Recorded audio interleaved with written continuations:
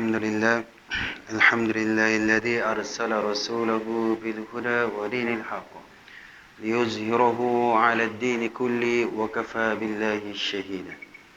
أشهد أن لا إله إلا الله وحده لا شريك له وأشهد أن محمدا عبده ورسوله. اللهم صل وسلم على سيدنا محمد وعلى آله وصحبه ما تعاقب الأوقات. قال الله تعالى بعد أعوذ بالله من الشيطان الرجيم: يا أيها الذين آمنوا اتقوا الله حق تقاته ولا تموتن إلا وأنتم مسلمون. وقال تعالى أعوذ بالله من الشيطان الرجيم: يا أيها الذين آمنوا اتقوا الله وقولوا قولا سديدا يصلح لكم أعمالكم ويغفر لكم ذنوبكم ومن يطع الله ورسوله فقد فاز فوزا عظيما. قال رب اشرح لي صدري ويسر لي أمري واحلل عقدة من لساني يفقهوا قولي رب يسر ولا تعسر وتمم بالخير. Alhamdulillah, pertama sekali saya berterima kasih kepada pengurusi majlis kita, Ustaz Idham. Alhamdulillah, Tuan Ustaz ini saya cukup kenal ni. Ini Ustaz Idham ni bukan alang-alang. Orang dia penuh dengan ilmu. Alhamdulillah. Saya pernah ikut ceramah Ustaz Idham ketika ia membuat satu majlis, iaitu majlis pengurusan jenazah. Alhamdulillah. Dari pengurusan jenazah itulah saya mendapat sedikit sebanyak tentang ilmu pengurusan jenazah. Terima kasih Ustaz ilmunya. Alhamdulillah, terima kasih kepada pengurusi masjid Bandulan yang alhamdulillah menerima kami, dan begitu juga dengan barisan EJK masjid.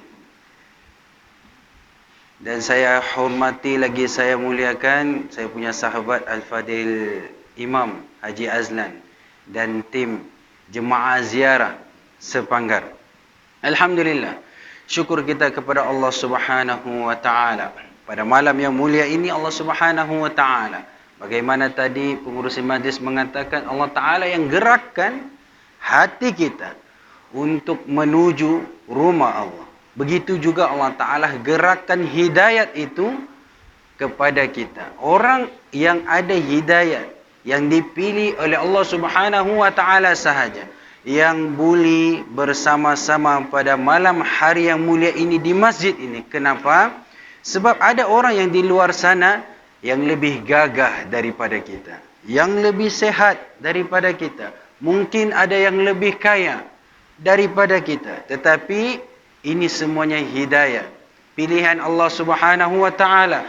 Nikmat paling besar yang kita perlu syukuri ialah nikmat iman dan Islam yang Allah Subhanahu wa taala berikan kepada kita pada malam hari ini.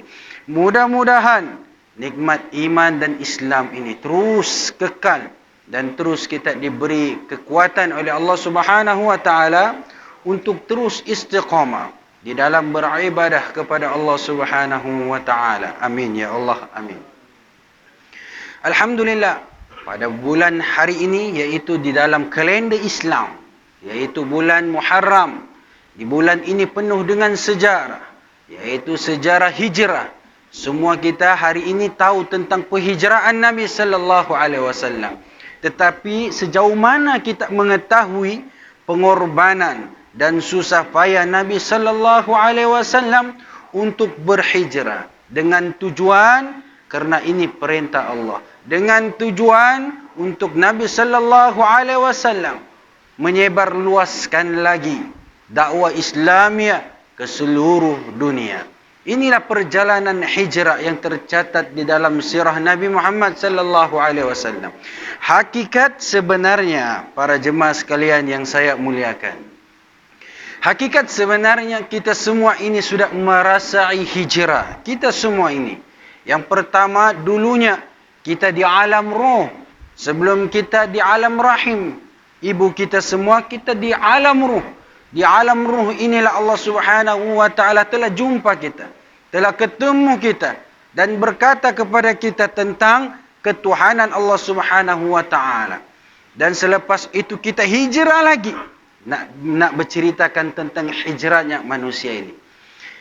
Dari alam ruh inilah kita hijrah ke alam rahim ibu, di dalam kandungan ibu kita. Di dalam kandungan inilah satu keajaiban para jemaah sekalian yang saya muliakan. Ajaib dia di mana? Kita boleh hidup di dalam perut yang sempit, yang tidak ada sumber makanan seperti mana yang kita makan pada hari ini. Kita makan pada hari ini berbeza dengan makanan di alam rahim. Inilah Allah Subhanahu wa taala memberi satu penghijraan. Selepas itu ke alam dunia pula. Selepas di alam dunia ini kita lahir dengan baby, dengan kanak-kanak. Selepas itu hijrah lagi manusia ini ke alam dewasa remaja. Selepas itu hijrah lagi, menjadilah ia orang tua. Dan hijrah lagi, menjadilah ia arwah. Inilah penamat dia di dunia. Last sekali hebat sudah pangkat, jadi arwah. Hebat sudah kuasa, last sekali jadi arwah. Penamat dia apabila kita meninggalkan dunia ini. Kenapa Ustaz cakap penamat? Sebenarnya belum lagi penamat. Dia ada lagi perjalanan menuju syurga Allah ataupun neraka Allah. Nauzubillah min zalik. Penamatnya kita di dunia ini, karena di dunia inilah satu-satu peluang yang Allah Ta'ala berikan kepada kita. Peluang apa dia? Peluang untuk kita beramal ibadah. Menambah banyakkan lagi amal ibadah kita. Karena hanya orang hidup di dunia ini akan dihitung segala hitungan pahalanya. Walaupun sebesar zarah. فَمَنْ يَعْمَلْ مِثْقَالَ ذَرَّةٍ خَيْرًا يَرَهُ. Barang siapa yang membuat kebaikan hatta sekecil seberat zarah, nescaya ia akan melihat, nescaya ia akan dihitung oleh Allah Subhanahu wa taala. Wa may ya'mal mithqala dzarratin syarran yara. Begitu juga dengan manusia-manusia yang ingkar kepada Allah Subhanahu wa taala, sudah pasti ia akan dihitung dan ditimbang seluruh amal kejahatannya walaupun seberat zarah. Hakikat sebenarnya para jemaah sekalian, manusia itu tidak akan terlepas daripada hitungan Allah Subhanahu wa taala. Tidak akan terlepas pandang. Mungkin pada hari ini manusia yang hidup di dunia ini ada buat melakukan kesilapan lalu tidak tertangkap. Karena apa? Karena mungkin manusia ini pandai, lidah bercabang, lidah berbelit-belit, maka terselamat. Tetapi yakin dan percayalah para jemaah sekalian, hari ini kita hidup di dunia dan terselamat dengan dosa yang kita lakukan, tetapi di akhirat kelak tidak akan. Kenapa? Kenapa tidak akan terlepas? Karena selama kita hidup di dunia ini, Allah Subhanahu wa taala telah meletakkan bodyguard. Bodyguard Allah itu malaikat Allah yang mulia. Wa inna alaikum lahafizin. Dan sungguh ada malaikat-malaikat Allah yang menjaga. Wa inna alaikum lahafizin kiraman katibin. Malaikat Allah yang menjaga kita, amal kebaikan kita, ia mencatat. Dan malaikat ini, malaikat yang mulia di sisi Allah Subhanahu wa taala, tidak boleh terlepas maupun ia kesian kepada manusia itu ia tidak catat, tidak akan berlaku. Karena dia malaikat Allah ini malaikat yang paling taat kepada Allah Subhanahu wa taala. Apabila diberikan tugas maka ia lakukan dan laksanakan. Begitu juga Allah Subhanahu wa taala memerintah kepada malaikat ini untuk mencatat seluruh amalan kebaikan maupun kejahatan kita yang kita lakukan, semuanya di dalam pengetahuan Allah Subhanahu wa taala. Bagaimana mungkin kita boleh terlepas walau satu kesilapan, kecuali dengan kita bertaubat, taubatan nasuha kepada Allah Subhanahu wa taala. Inilah perihal sejarah tentang sirahnya manusia ini, hijrahnya daripada alam ruh ke alam rahim dan hiduplah di dunia manusia ini. Dan sejarah hijrah ini kita semua telah lalui. Dan hijrah Nabi Muhammad sallallahu alaihi wasallam ini para jemaah sekalian, perlu kita kenang, Perlu kita ingat, perlu kita mengetahui, kerana daripada sirah hijrah inilah berkembang luasnya Islam. Karena apa? Karena ketika Nabi sallallahu alaihi wasallam hidup di kota Mekah selama 13 tahun, selama Nabi sallallahu alaihi wasallam berdakwah tentang tauhid kepada umat Islam, kepada sahabat-sahabat di Mekah ketika itu, penindasan yang berlaku. Orang Islam ketika itu beribadah bersembunyi-sembunyi. Siapa yang didapati beribadah, mentaati Allah dan Rasul, maka akan diseksa, maka akan dibunuh, maka keluarganya semua diseksa. Begitulah pengamal-pengamal Islam dahulu ketika sebelum datangnya hijrah, sebelum Islam itu berkembang. Ketika Nabi sallallahu alaihi wasallam 13 tahun, para jemaah sekalian, 13 tahun di kota Mekah, dan akhirnya Allah Subhanahu wa taala perintahkan Nabi kita yang mulia untuk berhijrah ke kota Yasrib, yaitu nama dahulunya Madinatul Munawwarah. Dan tentang hijrah ini Allah Subhanahu wa taala perintahkan, innal ladina amanu wal ladina hajaru wajahadu fi sabilillah ulaika yarjuna rahmatallah wallahu ghafurur rahim. Surah Al-Baqarah ayat 218.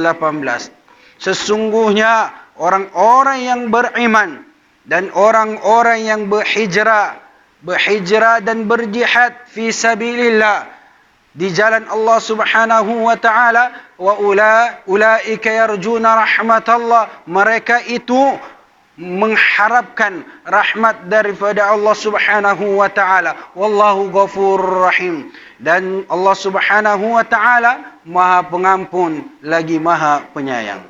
Inilah perihal tentang hijrah yang Allah Subhanahu wa taala rakamkan di dalam Al-Quran. Bagaimana Nabi sallallahu alaihi wasallam ingin hijrah daripada kota Mekah ini ke kota Madinah, penuh dengan kisah yang betul-betul membuatkan umat Islam itu terkenang. Karena apa? Karena pengorbanan Nabi sallallahu alaihi wasallam itu melibatkan nyawa, melibatkan pembunuhan umat Islam, melibatkan pada malam hari itu Nabi sallallahu alaihi wasallam diugut dan ingin dibunuh. Nabi kita, Nabi Muhammad sallallahu alaihi wasallam yang mulia, ingin dibunuh, para jemaah sekalian. Tidak tercipta, para ulama mengatakan tidak tercipta 7 petala langit dan 7 petala bumi kalau bukan kerana nurnya Muhammad sallallahu alaihi wasallam. Tetapi pada malam hari itu orang kafir Quraisy berkumpul di rumah Nabi Muhammad sallallahu alaihi wasallam, sehingga kan 50 tentera berkuda, pemuda-pemuda yang ingin membunuh Nabi sallallahu alaihi wasallam. Ketika itu dikumpul semua suku puak sehingga 50 puak. Kenapa? Tujuannya ketika bunuh Nabi sallallahu alaihi wasallam serentak, maka kaum ataupun bangsa Nabi Muhammad sallallahu alaihi wasallam ini tidak dapat untuk menuntut bela, kerana 50 kaum macam mana mau menuntut bela. Ini bersatu padu untuk membunuh Rasulullah sallallahu alaihi wasallam. Tetapi inilah yang mereka rancang, tetapi rancangan Allah Subhanahu wa taala pun ada untuk mereka. Ketika Nabi sallallahu alaihi wasallam di dalam rumahnya ingin dibunuh, maka Nabi Muhammad sallallahu alaihi wasallam memerintahkan Sayyidina Ali untuk pindah tempat tidur, untuk menggantikan Nabi sallallahu alaihi wasallam. Ketika itu, para jemaah sekalian, kita tahu Nabi sallallahu alaihi wasallam ingin dibunuh. Mana mungkin ada orang yang mau mengganti tempat tidurnya.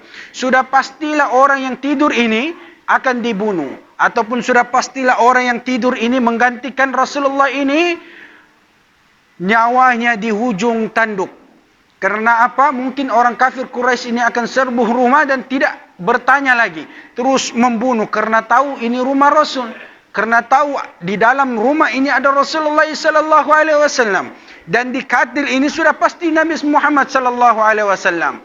Tetapi Nabi sallallahu alaihi wasallam berkata kepada Sayyidina Ali radhiyallahu anhu, katanya, wahai Sayyidina Ali, selepas ini nanti kita akan ketemu di kota Madinah.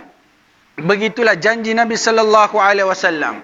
Lalu Nabi Sayyidina Ali ini pun berkata kepada sahabat-sahabatnya dan memberitahu, selama saya hidup, hari yang paling seronok dan nikmat saya tidur ketika Nabi sallallahu alaihi wasallam menyuruh menggantikan tempat tidurnya. Kenapa? Karena Nabi sallallahu alaihi wasallam apabila ia berkata, nanti kita ketemu di kota Madinah, sudah pasti saya selamat malam pada hari itu. Lalu saya tidur dengan nyenyaknya karena beranggapan esok harinya pasti saya hidup. Sebab sebelum ini saya tidur dan saya tidak ada jaminan bahawa esoknya saya akan hidup. Tetapi pada malam hari itu, jaminan daripada Rasulullah sallallahu alaihi wasallam. Begitulah keimanan para sahabat dengan junjungan kita besar Nabi Muhammad sallallahu alaihi wasallam.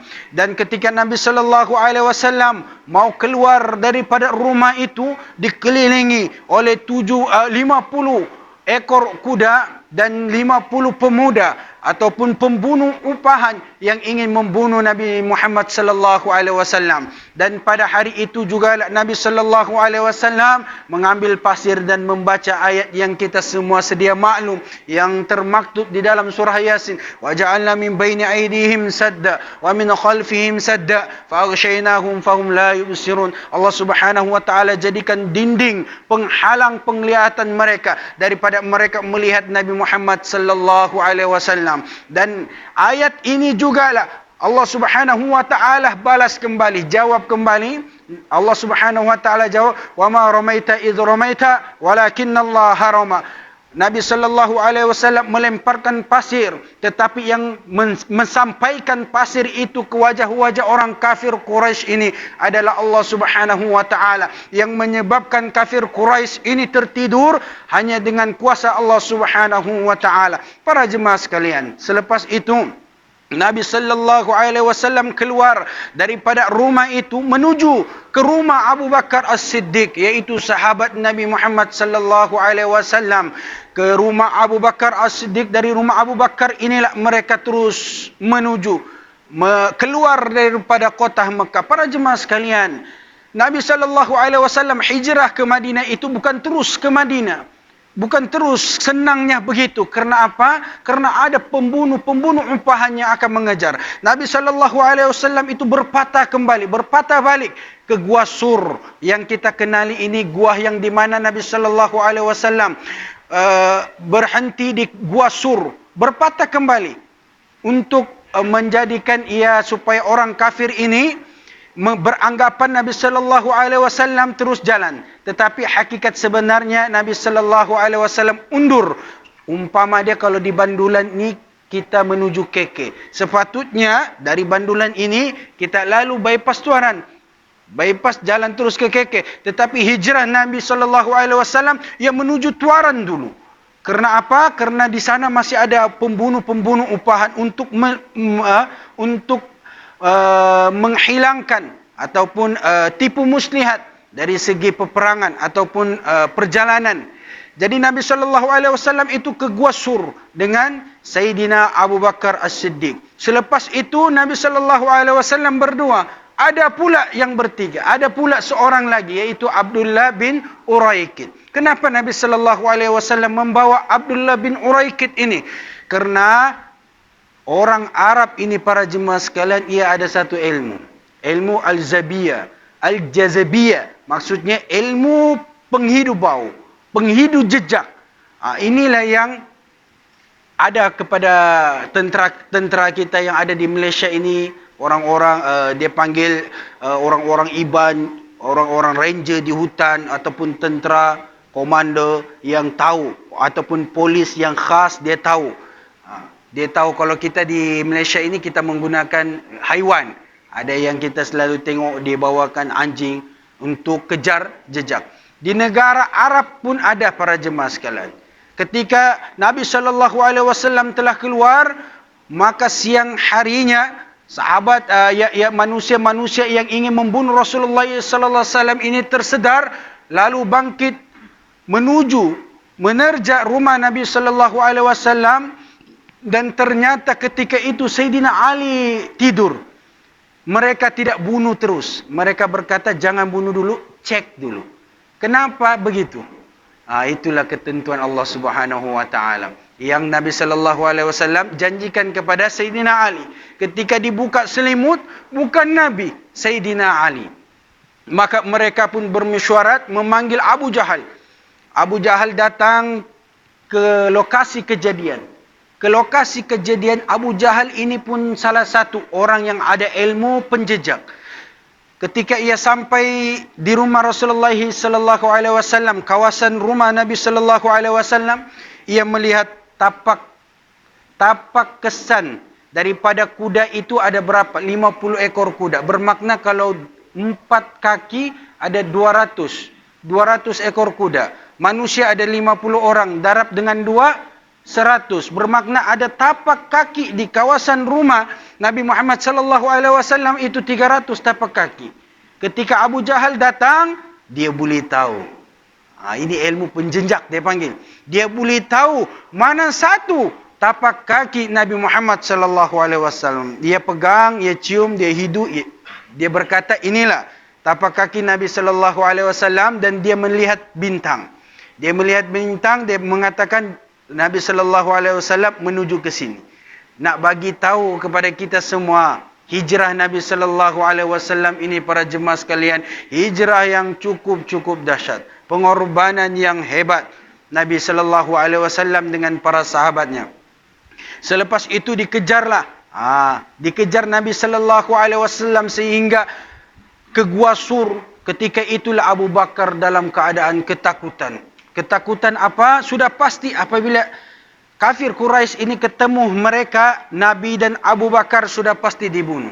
Ketika itulah Nabi sallallahu alaihi wasallam berkata kepada Abu Bakar, "La tahzan, jangan kamu bersedih. Innallaha ma'ana, sesungguhnya Allah bersama dengan kita." Maksudnya orang yang memperjuangkan agama Allah Subhanahu wa taala. Para jemaah sekalian, sudah pasti Allah Subhanahu wa taala bersama-sama kita semua. Sudah pasti Allah Subhanahu wa taala menolong hamba itu selagi mana hamba itu menolong Allah Subhanahu wa taala, memperjuangkan agama Allah Subhanahu wa taala. In tansurullaha yansurkum wa yutsabbit aqdamakum. Barang siapa yang membantu agama Allah, pasti Allah Subhanahu wa taala akan membantu ia kembali. Selepas itu Nabi sallallahu alaihi wasallam berjalan dengan Abu Bakar dan Abdullah bin Uraikid. Abdullah bin Uraikid ini di belakang. Untuk apa? Penghapus jejak. Nabi SAW jalan, ia menghapuskan jejak kesan, bau ataupun apa juga jejak kesan. Padahal di padang pasir, para jemaah sekalian. Padang pasir ini kita berjalan, berapa detik angin lalu, maka hilanglah tapak kaki. Tetapi orang Arab ni, dia cium bau. Hebat, subhanallah. Dia cium bau. Itulah Nabi SAW, Abu Bakar membawa Abdullah bin Uraikid. Ketika jalan Nabi SAW mau menuju ke kota Madinah ini, maka dikejar oleh Abu Jahal. Mengupah Suraqah bin Malik. Nama dia Suraqah. Suraqah bin Malik ini hebat, pengikut jejak. Dan ia orang yang mau dibunuh, yang mau bunuh Rasulullah sallallahu alaihi wasallam. Karena pada hari itu Nabi sallallahu alaihi wasallam punya nyawa bernilai sehingga 100 ekor unta. Zaman dahulu para jemaah sekalian, unta ini ataupun kuda kenderaan kita pada hari ini. Kenderaan kita. Jadi unta ini umpama orang tawarkan 100 BMW, Ninja King lah. 100 Super King bergoyang, kena lagi bukan orang Islam, orang kafir, maka ia mengejar Nabi sallallahu alaihi wasallam, Suraqah bin Malik. Ketika Suraqah ini mengejar Nabi sallallahu alaihi wasallam, ketika hampir dekat kaki kuda Suraqah bin Malik ini terus terjatuh, bangkit lagi kembali. Karena teringatkan hadiah dan tawaran itu, bangkit kembali Suraqah, menaiki kenderaannya untuk mengejar Nabi Muhammad sallallahu alaihi wasallam. Ketika hampir dekat, sehingga kan Suraqah ini jatuh 3 kali. Ketika ketika Suraqah berkata di hatinya, yang saya ingin bunuh ataupun yang saya ingin kejar ini bukan manusia biasa. Ia kekasih Allah, ia Rasulullah sallallahu alaihi wasallam. Maka Suraqah pun berniat di hati, saya mau ketemu Rasulullah. Saya mau jumpa dia, mau bercakap, mau bercerita. Lalu ketika ia jalan, maka kudanya tidak jatuh lagi. Ketika Nabi sallallahu alaihi wasallam ditemukan dengan Suraqah ini, maka Suraqah pun berkata, wahai Rasulullah, hari ini saya telah mendapat kamu. Saya ditawarkan 100 ekor unta untuk mendapatkan kamu, diri kamu hidup ataupun mati. Lalu Nabi sallallahu alaihi wasallam menjawab apa dia para jemaah sekalian? 100 ekor unta sikit deh. Kecil. Nabi SAW cakap, kecil Suraqah. Hari ini saya tawarkan pula kepada kamu. Suraqah bin Malik ini manusia peniaga. Orang perniaga dia akan beranggapan, wah ada lagi yang lebih tinggi dari 100 ekor unta. Apa dia ya Rasulullah? Saya janji kepada kamu wahai Suraqah, janji saya untuk serahkan, memberi kamu hadiah mahkota Raja Parsi. Suraqah bin Malik terkejut. Orang Islam tiada apa. Ketika itu Nabi sallallahu alaihi wasallam tiada apa. Kerajaan tiada, empire tiada, kuasa tiada. Islam waktu itu terdiri daripada golongan orang-orang miskin dan susah. Maka Suraqah cakap, ini janji yang tidak pasti. Suraqah berkata, mana mahkota tu? Nantilah. Nabi SAW cakap, nanti ya. Suraqah cakap, tak boleh. Ini tak boleh. Ini kalau cakap kosong, tak boleh. Kalau datang kampung bandulan janji kosong, tak boleh. Ini contoh. Contoh. Jadi, Suraqah bin Malik bernegosiasi dengan Nabi SAW. Lalu Nabi SAW berkata dengan Suraqah bin Malik, wahai Suraqah, kamu mengenali saya ketika dari saya kecil hinggalah saya hari ini. Saya tidak pernah mengukir janji, saya tidak pernah menipu. Maka apabila saya kata mahkota Raja Parsi itu sama kamulah. Suraqah cakap, kalau cakap saja tidak jadi. Saya ada surat. Suraqah bin Malik ni orang perniaga pintar. Saya ada surat ya Rasulullah. Kita buat perjanjian bagaimana? Nabi saya, ya terserah. Nabi SAW cakap, iya boleh. Jadi Suraqah tulis-tulis, maka Nabi SAW cop dengan cincinnya untuk menyatakan persetujuan. Diringkaskan kisah, diringkaskan cerita, apabila kepimpinan Islam waktu itu dipimpin oleh Umar Al-Khattab. Sayyidina Umar Al-Khattab ini memang kita cukup kenali. Ia telah menawan dunia, menakluki dunia. 2/3 para jemaah sekalian daripada mana? Dari Andalus. Andalus ini daripada Spanyol. Negara Spanyol ini rupanya pernah ditawan di bawah kekuasaan Islam, di bawah kekuasaan kekhalifahan Islam pada zaman dahulu. Daripada Andalus ke tanah Hijaz, daripada Hijaz hinggalah ke Turki, hingga ke negara Istanbul, yaitu Konstantinopel. Sehingga sana jajahan takluk Islam pada ketika Sayyidina Umar Al-Khattab menjadi khalifah. Ketika Sayyidina Umar Al-Khattab menjadi khalifah, kerajaan Empire Parsi ini pun jatuh kalah oleh Sayyidina Umar Al-Khattab dan umat Islam seluruhnya. Maka ketika itu dikumpullah harta rampasan tentera. Maka dikumpul, diagi-agikan dan dibagi-bagi. Ketika itu Sayyidina Umar memegang mahkota Raja Parsi. Dan Sayyidina Umar tidak tahu mau memberi kepada siapa. Memberi kepada seseorang kah ataupun menghantar ke Baitul Mal. Ketika itu Suraqah bin Malik angkat tangan. Waktu itu Suraqah bin Malik telah memeluk Islam. Ia mengangkat tangan, wahai Amirul Mukminin, itu saya punya. Terkejut Sayyidina Umar Al-Khattab. Kau punya? Bila masa? Terkejut sebab ini mahkota. Di dalam mahkota inilah banyak intan berlian emasnya bernilai. Jadi mengangkat tangan Suraqah bin Malik mengatakan, itu aku punya. Sayyidina Umar cakap, mana bukti kau punya? Saya ada surat. Saya ada surat daripada Rasulullah SAW. Ketika itu Suraqah bin Malik menyerahkan kepada Sayyidina Umar. Sayyidina Umar membaca tu surat dengan para sahabat yang lain. Apa yang berlaku para jemaah sekalian? Sayyidina Umar dengan para sahabatnya menangis teresa-esa. Kenapa? Sayyidina Umar pun berkata, "Wahai Rasulullah, sesungguhnya engkau telah mengetahui hakikat sebenarnya kerajaan Empire Parsi ini akan tumbang di bawah jajahan takluk orang Islam. Engkau mengetahui padahal ketika itu Islam tidak punya apa-apa. Islam tidak ada kuasa." Hebat. Hebat para jemaah sekalian. Islam ini hebat.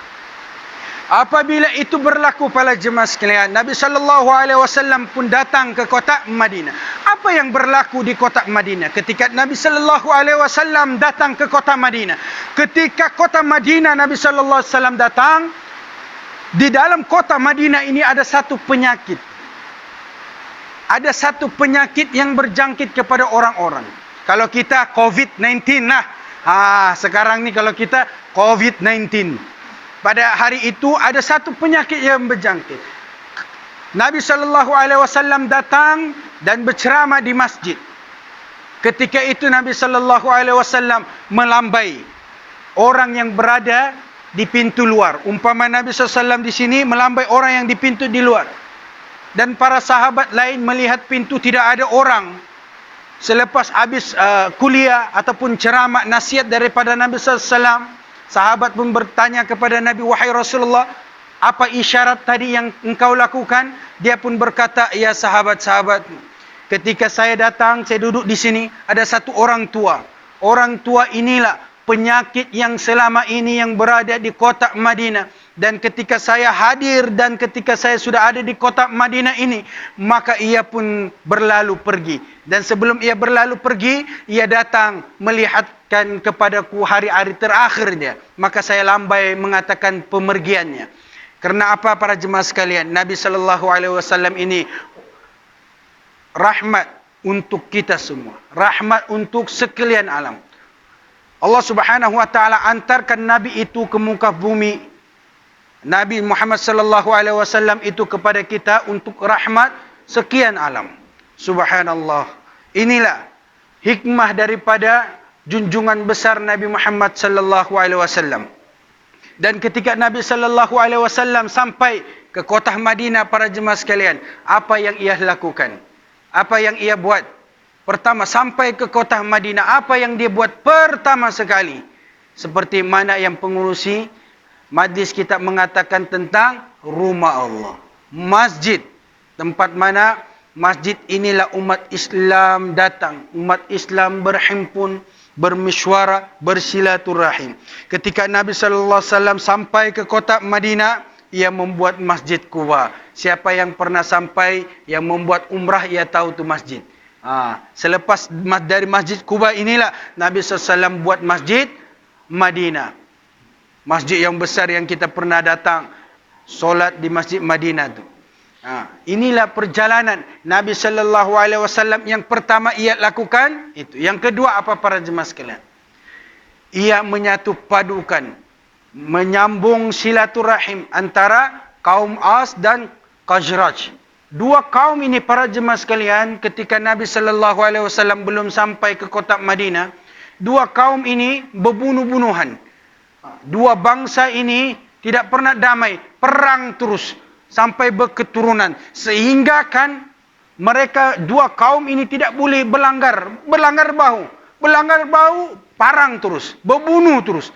Allahu Akbar. Jadi Nabi SAW datang ke kota Madinah, dua bangsa ini, dua kaum ini terus menjadi saudara. Subhanahu. Begitu juga dengan kaum Ansar dan Muhajirin. Ansar ini yang berada di kota Madinah. Dan Muhajirin ini berada daripada kota Mekah menuju datang menetap di Madinah. Dua kaum ini pun bersaudara para jemaah sekalian. Inilah hikmah daripada kedatangan hijrah Nabi Muhammad sallallahu alaihi wasallam. Dan yang ketiga, Nabi sallallahu alaihi wasallam membuat piagam Madinah, yaitu perjanjian antara orang Islam dengan orang yang bukan Islam. Ketika Nabi sallallahu alaihi wasallam di kota Madinah, Mekah para jemaah sekalian, apa yang berlaku? Nabi sallallahu alaihi wasallam ketika itu berdakwah dibunuh. diseksa para sahabatnya sehingga akan di depan hadapan Rasulullah. Rasulullah, Nabi Allah, Rasul Allah tidak boleh buat apa. Tidak boleh buat. Kenapa? Kuasa tiada. Kuasa pemerintah waktu itu tidak ada kepada orang Islam. Kepada orang yang bukan Islam, kafir Quraisy, maka suka hati dia mau seksa orang Islam. Ketika Nabi SAW hijrah ke kota Madinah, ketika itu Islam berkuasa. Daripada bermulanya titik permulaan itu daripada Madinah, kita tengok para jemaah sekalian, apabila Islam itu berkuasa, apa yang berlaku kepada Madinah? Makmur, aman, damai, bahagia. Yang diceritakan oleh Syekh Yusuf Kandalawi menceritakan perihal tentang bagaimana kerajaan Rom menghantar perisik untuk melihat kota Madinah, bagaimana orang Islam kehidupannya di kota Madinah. Maka perisik ini pun dihantar. Kalau kita pada hari ini dihantarlah kita spy ataupun komando, perisik, risikan. Jadi dihantar daripada kerajaan Rom, Empire Rom untuk melihat suasana Madinah. Dihantar tidak sudah balik. Lepas tu hantar lagi. Tidak lagi balik. Dihantar sehingga 3 kali. Last sekali dia cakap, biar saya yang pergi. Biar dia yang pergi. Apabila, boleh teruskan azan kan macam mana? Sebab kita habis sampai jam 10 ni. Gurau. Sikit lagi lah, boleh ya? Jadi lepas tu yang ketiganya dia sendiri yang pergi. Yang keempatnya dia sendiri mau melihat kenapa yang dihantar tidak balik. Sekalinya kerajaan Rom ini datang, panglima tentera dia datang, panglima dia datang ke kota Madinah dan melihat suasana dia. Ketika ia datang ke satu restoran, orang restoran tu tidak mau take order dia. Dia mengatakan, kamu bukan dari Madinah, kamu dari orang luar. Saya punya jiran sebelah, belum lagi datang pelanggan dia. Bagus kamu pergi sebelah. Begitu dia punya baiknya, Islam itu memerintah. Mendidik rakyatnya. Jadi dia pergi sebelah. Sudah di sebelah, owner restoran pun berkata, Dekap, di sebelah restoran ni, dari kemarin Dekap, kurang pelanggan dia. Kamu pergi sebelah. Maka orang ni pun pergi sebelah. Dia mengatakan, patut rupanya Islam di Madinah ini. Saya hantar utusan tidak balik.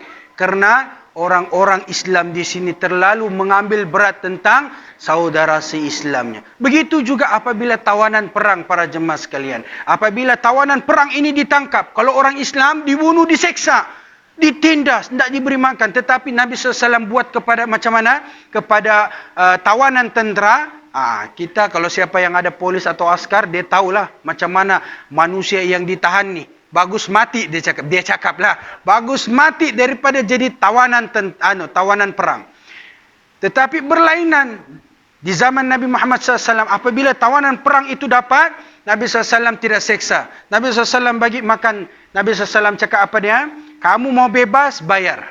Bayar, dia panggil bayarlah. Membayar untuk diri kamu, untuk supaya bebas, membayar jaminan macam tu. Yang kedua pula tidak mampu, dia tidak mampu. Yang kedua pula kamu mengajar kepada anak-anak orang-orang Madinah, anak-anak kecil, jadi cikgu lah mengajar. Maka ada tawanan perang itu, apabila ia sudah lama di Madinah, disuruh balik pergi tempat dia, tidak mau balik sudah. Dia berkata, ya Rasulullah, macam mana saya mau balik di tempat saya? Di sini saya dilayan, subhanallah. Macam saudara, dilayan cukup baik. Macam mana saya mau balik? Begitulah kota Madinah apabila diperintah oleh pemimpin yang Islam. Para jemaah sekalian, kita semua pun begitu juga. Mudah-mudahan negeri Sabah kita ini dipimpin oleh orang-orang yang baik. Apabila pemimpin Islam ataupun orang yang baik memimpin kepada kita, sudah pastilah kita menjadi negeri yang aman dan makmur. InsyaAllah. Amin. Itu saja daripada Ustaz. InsyaAllah kalau ketemu lagi, kita ada jodoh lagi, kita boleh bercerita panjang lagi. Sebenarnya panjang lagi kisah dia. Cuma sudah masa tidak mengizinkan, kita pun mau solat Isya. Saya minta maaf kepada para jemaah sekalian. Minta maaf kalau ada salah silap. Dan minta ampun kepada Allah Subhanahu Wa Taala yang silap itu daripada saya.